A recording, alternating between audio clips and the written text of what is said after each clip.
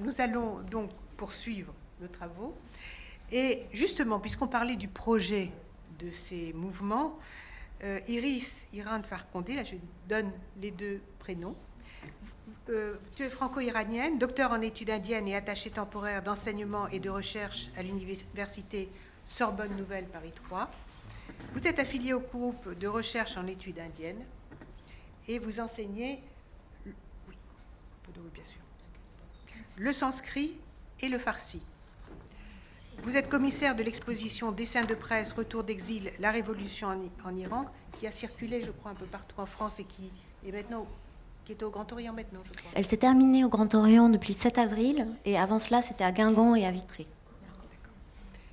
Donc vous êtes engagé pour la défense de la laïcité et intervenez régulièrement au sujet de la nouvelle révolution en Iran et du rôle qu'y jouent les femmes, qui sont, comme on a pu le constater aussi en Afghanistan avec le retour des talibans, les premières victimes des théocraties islamistes. Et je vous passe la parole. Merci beaucoup Martine pour cette introduction généreuse, cette invitation à participer à ce colloque. Je ne sais pas si finalement les quelques diapositives que je t'avais envoyées ont pu, si on peut les mettre. Alors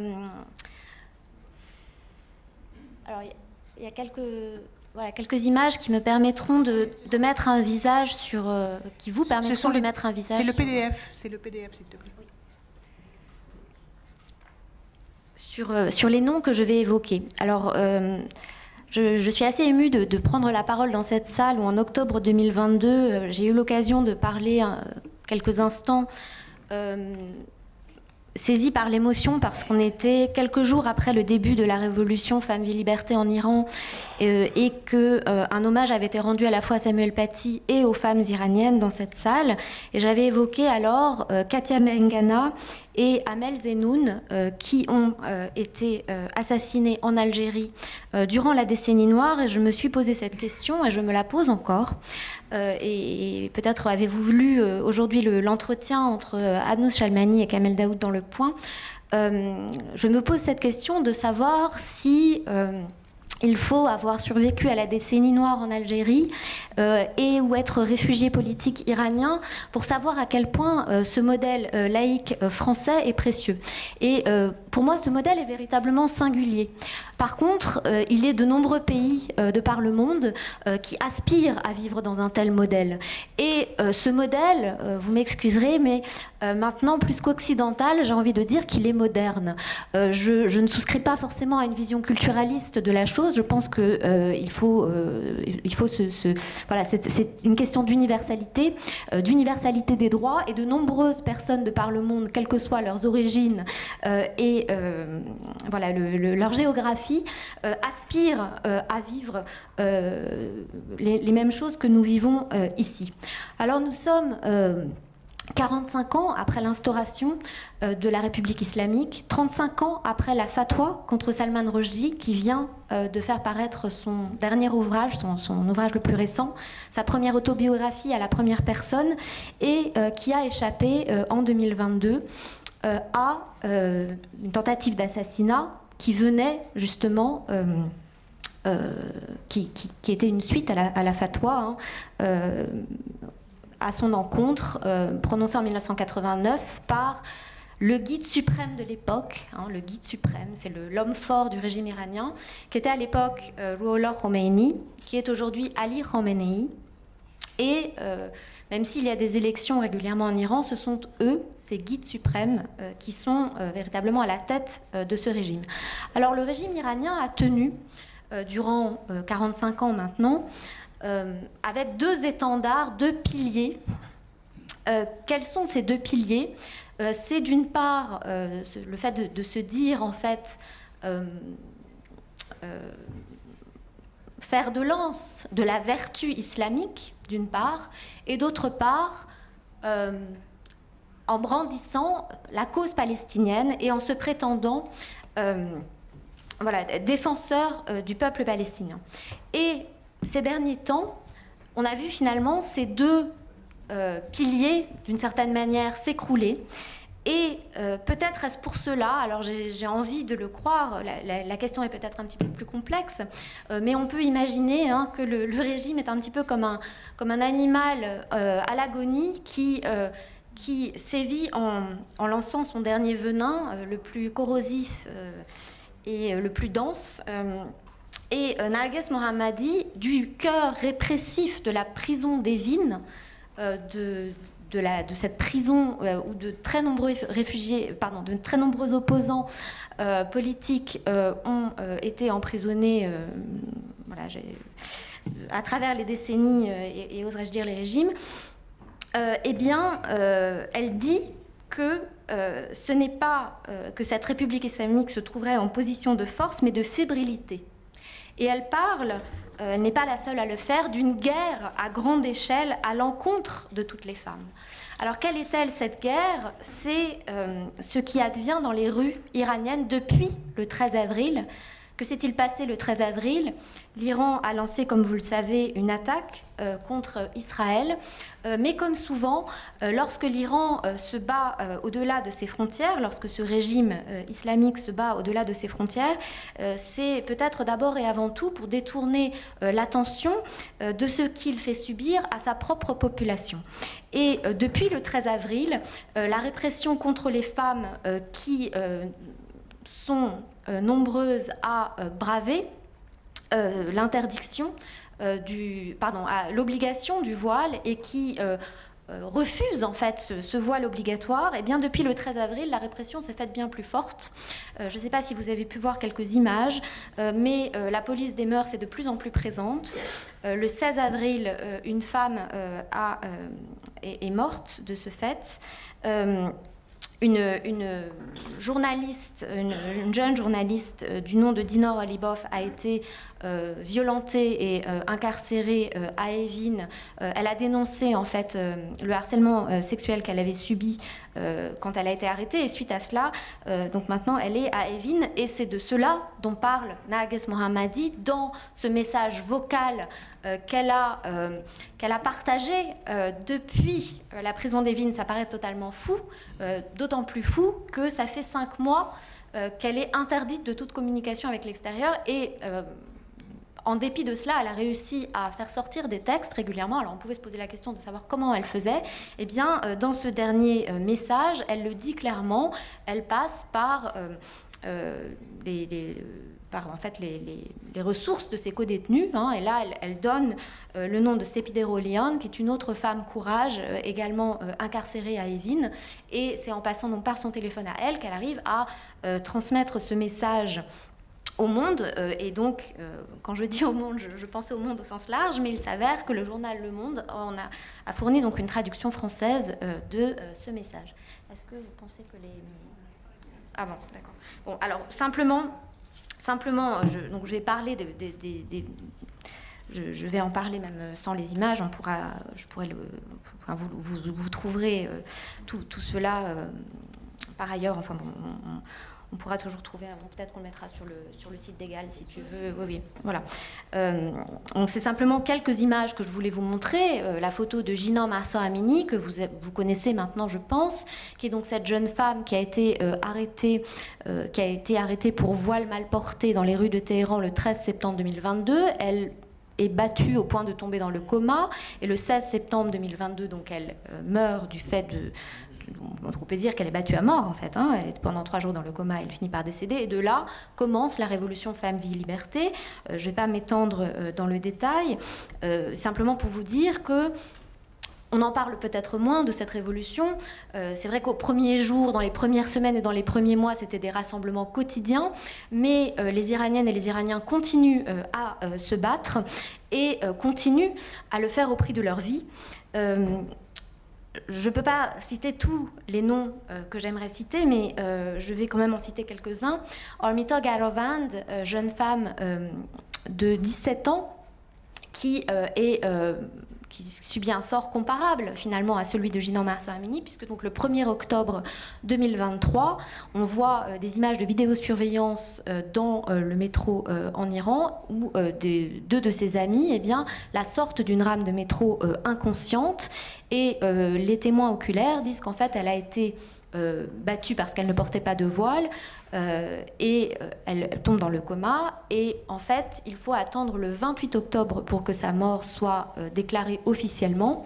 28 octobre, près d'un mois après. Pendant tout ce mois, en fait, elle était hospitalisée, mais sa famille ne pouvait pas lui rendre visite, et on la savait déjà en état de mort cérébrale depuis le 12 octobre. Et vous savez l'implication de l'Iran dans l'attaque du 7 octobre et dans le pogrom perpétré par le Hamas. Il n'est probablement pas anodin que voilà, on ait attendu si longtemps que finalement l'attention internationale soit portée plus loin, soit éloignée de ce qui se passait en Iran pour annoncer cette mort. Et je tiens aussi à dire que depuis le 7 octobre, les exécutions se sont multipliées en Iran. Alors je vais vous donner quelques chiffres.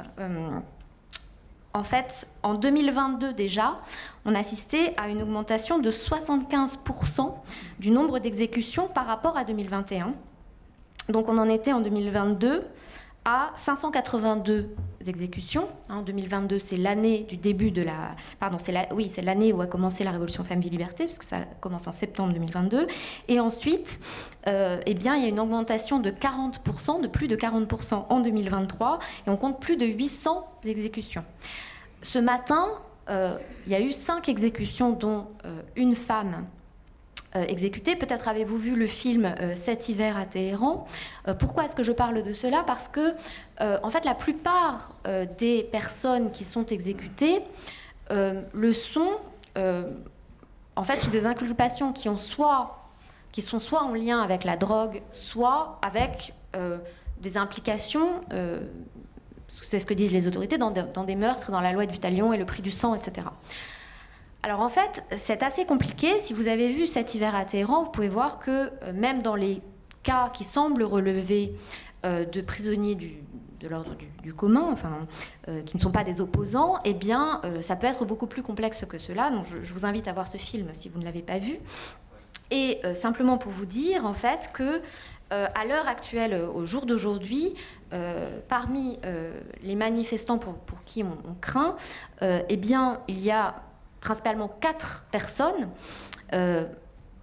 dont je vais citer les noms. Mojahed Koulkoul, qui a été accusé à tort d'avoir tué Kian Pirfala, qui était un jeune garçon de 9 ans, qui a été tué dans la voiture en présence de sa mère. Et sa mère dit « J'ai vu, en fait, le milicien qui a tué mon fils, et je sais que ce n'est pas cet homme. » Et pourtant, dans un procès expéditif, Mojahed Koulkoul a été condamné à mort. Un autre manifestant également condamné à mort, Reza Rasoi. Encore un autre, mais alors cette fois qui n'est pas un manifestant de la Révolution Femmes-Vie-Liberté, parce qu'en réalité, en fait, cette manifestation et cette révolution est la plus vaste et la plus forte depuis 79, mais ce qu'il faut savoir, c'est que depuis 79, c'est très régulièrement que les Iraniens sortent dans la rue. Et en 2019, il y a eu un très grand mouvement, un mouvement très important de protestation. Et Abbas Deris, qui était donc manifestant en 2019, a été condamné à mort le 19 octobre 2022 pour inimitié envers Dieu. Et cette peine, ce chef d'inculpation d'inimitié envers Dieu, apparaît fréquemment pour condamner des opposants en Iran. Alors, une dernière personne dont je veux parler, donc là, parmi les personnes qui risquent leur vie, vous en avez entendu parler, Toumoj Solehi, le rappeur, en fait, qui avait été déjà emprisonné une première fois en 2021 et qui est quelqu'un d'extrêmement important pour la jeunesse iranienne. Pourquoi? Parce que on dit de lui qu'il a fait tomber le mur de la peur. Il a enregistré différents messages. Bon, il y a ces chants déjà qui sont très forts, mais il a également enregistré de courtes vidéos, comme ça se fait maintenant, où il disait à la population iranienne: pourquoi est-ce qu'on aurait peur? Nous sommes là qu'à défendre nos droits, c'est à eux d'avoir peur, nous ne faisons rien de mal, etc. Et il a eu un rôle très important auprès de la jeunesse iranienne pour nourrir son courage. Donc Toumaj, comme je vous l'ai dit, a été arrêté une première fois en septembre 2021. Et puis, donc à la suite de son engagement auprès des manifestants de la Révolution Femmes-Vie-Liberté, il a été arrêté en octobre 2022 jusqu'en novembre 2023, donc un peu plus d'1 an. Et déjà en avril 2023, on était inquiet pour sa vie parce qu'en fait, on ne savait pas où il était, on savait qu'il avait subi des tortures terribles et on était sans nouvelles. Mais là, le 24 avril, donc avant-hier, avant-hier, il a été officiellement condamné à mort. Et ça, c'est inédit en réalité. C'est inédit parce que on ne pensait pas qu'ils auraient cette audace-là. Parce que toucher à Toumaj, c'est vraiment toucher à quelqu'un d'extrêmement précieux pour les Iraniens. Et je veux croire en fait qu'ils n'iront pas jusqu'à faire cela, mais il faut savoir que la popularité, le renom, ne suffisent pas à protéger les Iraniens. À titre d'exemple, même si elle n'a pas perdu la vie, mais Taroneh Ali Dousti, qui est une actrice iranienne extrêmement célèbre, la comédienne iranienne vivant en Iran, hein, je ne parle pas de celles qui sont en exil, mais parmi les comédiennes iraniennes vivant en Iran, c'est la plus célèbre. Peut-être l'avez-vous vue dans Leila et ses frères. Elle a été arrêtée en décembre 2022, justement pour son engagement auprès de la Révolution Femmes-Vie-Liberté. Elle est restée 3 semaines en prison. Il y a eu un mouvement mondial il y a eu une lettre signée par plus de 500 personnes du cinéma, donc Kate Winslet, Pedro Almodovar, Ken Loach, etc. Donc c'est vraiment une grande personnalité. Et on vient d'apprendre dernièrement qu'elle souffre en fait d'une maladie chronique et on pense que c'est le fait d'un empoisonnement qu'elle aurait subi en prison. Et avec elle, en fait, une dizaine de comédiennes iraniennes sont maintenant interdites de travail pour non-port du voile dans le cadre de la Révolution Femmes-Vie-Liberté. Alors, pour en revenir, pour ne pas être trop longue, et pour en revenir finalement à ce qui nous occupe, pour le dire en quelques mots, je l'ai déjà dit et je le redirai autant qu'il le faudra, pour moi la France c'est le refuge ultime en fait. Et donc ce modèle laïque, il est beaucoup trop précieux pour qu'on le laisse malmener. Il est vraiment unique, mais beaucoup de personnes de par le monde y aspirent. Par contre, je pense que ce combat, il faut le mener avec finesse. Et l'heure me paraît assez grave. Après la mort de Shamseddine, le coma de Samara, tout ce que je pourrais dire, enfin je ne vais pas égrener, mais voilà. Voilà, donc ça c'est Gina Mahsa Amini. Ensuite, je vous ai parlé donc de Hormita Garavand, qui disait à son père, qui lui disait quand même tu devrais faire attention, elle lui disait en sortant, un jour mes cheveux feront ta fierté. Et à droite vous la voyez avec un petit pinceau parce qu'elle aimait beaucoup peindre, et au milieu c'est une caricature de Manon Eyestoni, donc l'un des 2 dessinateurs dont on a exposé le travail. Et si vous pouvez descendre encore, voilà, donc ça ce sont des images de ce qui s'est passé depuis le 13 avril. Et si vous pouvez encore, voilà, donc Toumaj, donc la photo de sa libération, donc le 19 novembre, il a été libéré, en fait une dizaine de jours, le 19 novembre 2023 jusqu'au 30 novembre. Que s'est-il passé pendant ces 10 jours où il était libre? Il a vu Jafar Panahi et Mohammad Rasulov, qui sont 2 immenses cinéastes iraniens qui étaient eux-mêmes pendant un temps en prison. Et il a vu aussi Sepideh Rashnou, qui est une grande dissidente iranienne. Le simple fait de les voir, de se photographier avec eux et de mettre ces photos en ligne était en soi un acte de résistance, mais il a fait plus. Il a fait le récit détaillé des tortures en fait, qu'il avait subies en prison, et c'est ce qui lui a valu d'être de nouveau incarcéré. Donc comme je vous l'ai dit, depuis 2 jours, il est condamné à mort par le tribunal révolutionnaire d'Ispahan pour corruption sur terre. Voilà l'un des chefs d'inculpation aussi qui permet de s'en prendre à de nombreux résistants en Iran. Et voilà, on va peut-être s'arrêter sur cette image. Pourquoi? Parce que bon, déjà, elle en dit long finalement de l'impertinence à l'iranienne qui qui est aussi lié à l'impertinence à la française, puisque nos dessinateurs se disent inspirés par les dessinateurs français. Ils parlent de Roland Topor parmi leurs inspirateurs, mais il y en a d'autres aussi. Et vous voyez là l'illustration en haut, donc 2 dessins de Madane Yestanis, qui est devenu un sport national en Iran, donc le lancer de turban. Vous en avez peut-être vu des images.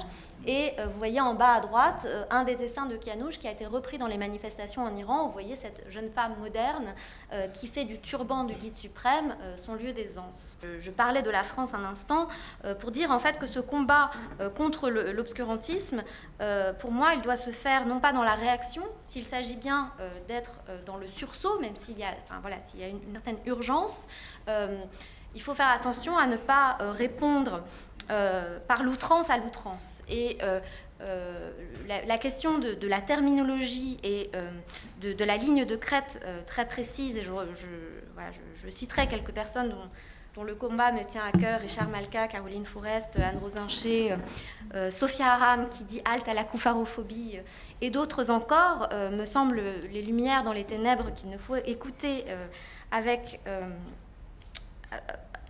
une certaine gravité, avec aussi une certaine légèreté. Ça peut paraître contradictoire, mais ça ne l'est pas, parce que ce combat, c'est un combat de l'éros contre Thanatos pour moi, et il va se mener un petit peu partout dans le monde maintenant. Bien évidemment, je ne souhaite pas dire que l'on vit en France en 2024 comme on vivrait à Téhéran, ça serait un énorme contresens, mais si on me demande, qu'est-ce qu'on peut faire, comment peut-on agir pour les Iraniens, eh bien, rien que le fait de veiller à nos valeurs, eh bien, c'est déjà agir pour les Iraniens. Après, ce qu'on peut faire concrètement pour les Iraniens, c'est de diffuser tout simplement les informations de ce qui se passe en Iran. J'ai peut-être été déjà trop longue.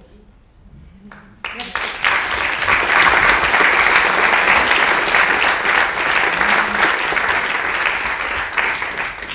Merci, je crois que le message est clair, tenons bon, et face à ce qu'est finalement le projet abouti islamiste, dont nous ne voulons évidemment pas et à aucun prix.